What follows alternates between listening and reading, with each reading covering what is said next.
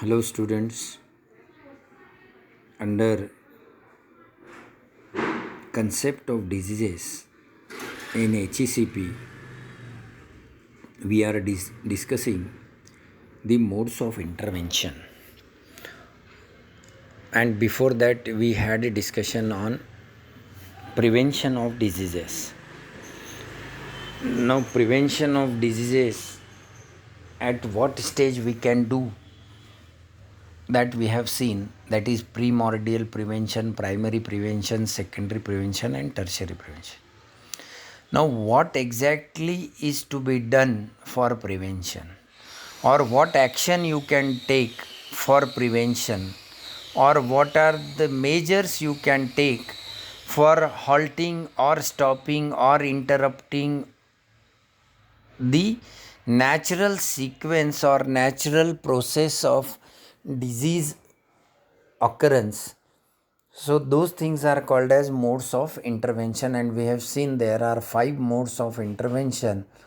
One is health promotion, which is a general mode of intervention. Second is specific intervention, which is highly specific mode of intervention for preventing particular diseases or particular condition. Then early diagnosis and early treatment is again a general mode of intervention, and it is one of the best mode of intervention by which one can stop the further progress of disease, and any long term disability can be prevented, and even spreading of the diseases can be prevented. So it is the you can say main intervention of disease control. And as a paramedical professional or as a pharmacist, we also must follow this mode of intervention. Whenever some symptoms are appearing in our body, we must get it diagnosed, get it treated at very early stage. Do not pull on, do not ignore, and take proper advice. Follow the prescription which is given by your doctor, or if your doctor need further investigation to be carried out, you must cooperate, or you must go for further investigation and let it completely diagnosed, so that further damage can be prevented, further spreading of disease can be prevented, further progress of disease can be stopped. So it is one of the best mode of intervention, that is early diagnosis and early treatment, and it is applicable to all the conditions or all the diseases and disorders. Now, next major mode of intervention is disability limitation. Now, this name itself suggests that there can be a disability, but you can limit the disability.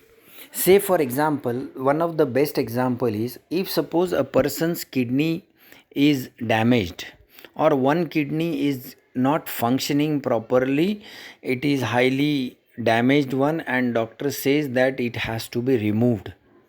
Otherwise, your second kidney, which is normal at present, will again get infected, or will get damaged, and both the kidneys will not be there functioning at somehow time in the life.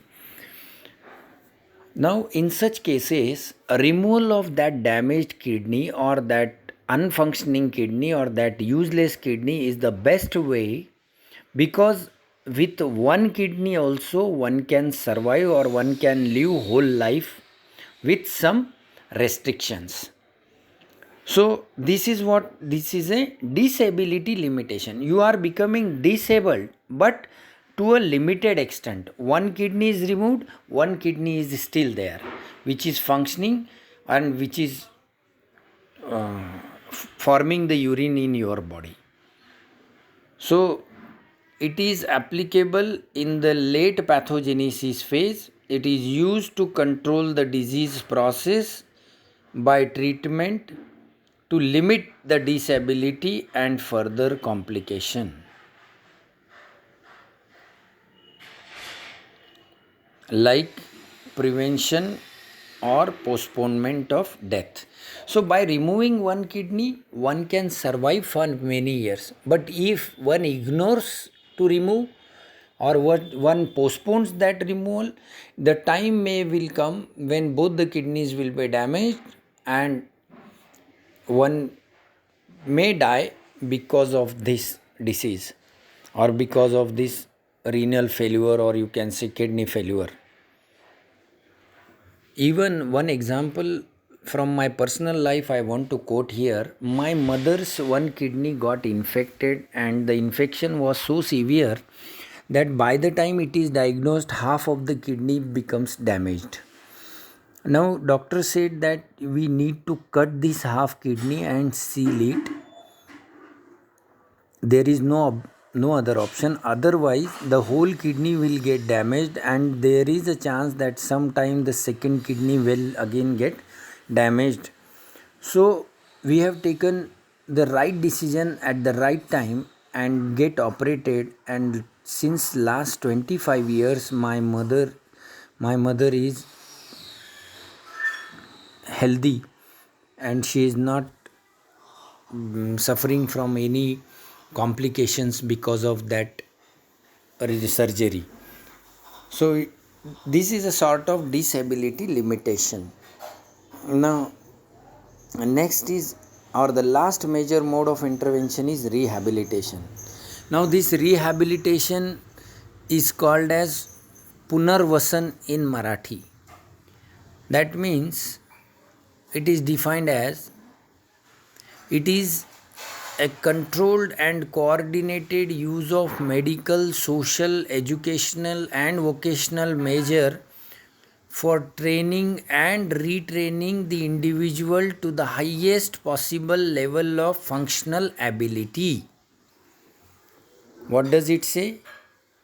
It is defined as the combined and coordinated use of, म्हणजे combined and coordinated use of medical, social, educational and vocational measures for training and retraining the individual to the highest possible level of functional ability. See, I can quote some example for this, for understanding this rehabilitation. Friends, there are children who are blind by birth. Now imagine what will happen to such children. Can we keep them like in that condition only? Can we ignore them? Or can we bring some productivity out of them? Because only eyes are damaged of that individual. Rest every part of the body is okay.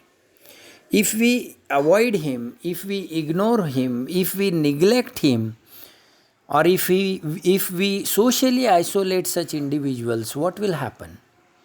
Because their mind is normal, their ears are normal, they listen everything, they can think over, they can process everything in their mind, and what will happen? Such individuals will go in depression, such individual may die after some times, or they may have mental disorders. But if we give them the education by providing some auditory material to them, or there are blind schools which are specially meant for these people only. Now, after education, such people can be given jobs also.